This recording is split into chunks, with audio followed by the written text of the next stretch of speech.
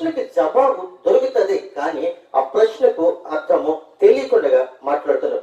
చాలా మంది కూడా అంటూ ఉంటారు, నాకు బైక్ కొనలేనప్పుడు నువ్వు నాకు తల్లిదండ్రులు ఎందుకని అవుతున్నావు అని అడుగుతూ ఉంటారు. ప్రియమైన దేవునికి బిడ్డలారా, తల్లిదండ్రులు బైక్ కొనవటానికి అభ్యంతరమేమి కాదు. అయితే బైక్ మీద వెళ్ళినప్పుడు గాని వచ్చినప్పుడు గాని నీవు ఏం చేస్తూ ఉన్నావు అంటే వేగంగా వెళుతూ ఉన్నావు. వేగంగా వెళుతూ నీ జీవితాన్ని ఏం చేస్తున్నావు తెలుసా, గాలిలో కలిపేసుకుంటున్నావు. తర్వాత ఏడ్చేవారు ఎవరు అనంటే తల్లిదండ్రులు మాత్రమే. అందుకని నిమిత్తం ఒక బైక్ కొరకు నువ్వేం చేస్తున్నావంటే నీ తల్లిదండ్రులను నిందించే విధంగా నువ్వు ఉండకూడదు అని ప్రభు సెలవిస్తూ ఉన్నాడు.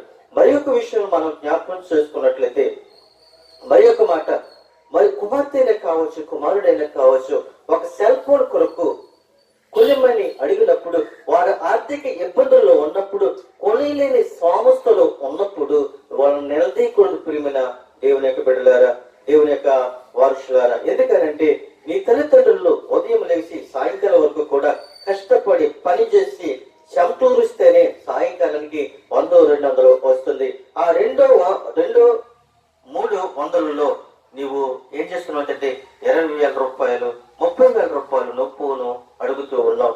అది కొనవటానికి అప్పులు చేసి కొనిస్తారు, కానీ ప్రతిరోజు కూడా దానిని యూజ్ చేసి పనికిరాని వాటిల కొరకు, పనికిరాని వ్యక్తుల కొరకు నువ్వు ఎదురు చూసి నీ జీవితాన్ని పణంగా పెడుతున్నావు. ప్రతిరోజు కూడా దాన్ని వాడుతూ వాడుతూ వాడుతూ నీ జీవితాన్ని పాడు చేసుకుంటూ ఏ పని చేయకుండా, ఏ జాబు చేయకుండా, ఏ జాబు వెతుక్కోకుండా నువ్వేమైపోతున్నావు ఈ రోజుల్లోనూ అనంటే సోమరి, అనగా సోమరి ఉన్నట్లుగా నువ్వు జీవిస్తూ ఉన్నావు.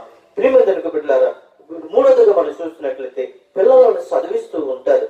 పిల్లలను చదివించినప్పుడు వాళ్ళు కట్టలేని కొంచెం అంటే ఆర్థిక ఇబ్బందుల ద్వారా కొంచెం లేట్ అవ్వచ్చు, అయినప్పటికీ కూడా తల్లిదండ్రులని నువ్వు నిందించలేవు. ఎందుకనంటే నువ్వు కట్టలేని పరిస్థితుల్లో నన్ను ఎందుకని చదివిస్తున్నావు నువ్వు అని తల్లిదండ్రులని నిలదీకూడదు. ఎందుకనంటే ఆ రోజుల్లో చూసినట్లయితే చదువులు లేక, తినటానికి ఆహారం లేక, పట్టుకోవడానికి బట్టలు లేక, ఆ రోజుల్లో చదివించే ఓపికలు లేక ఉన్నప్పుడు కష్టపడి పని చేసుకుంటూ చదువుకున్న వ్యక్తులను మనం చూస్తున్నాం.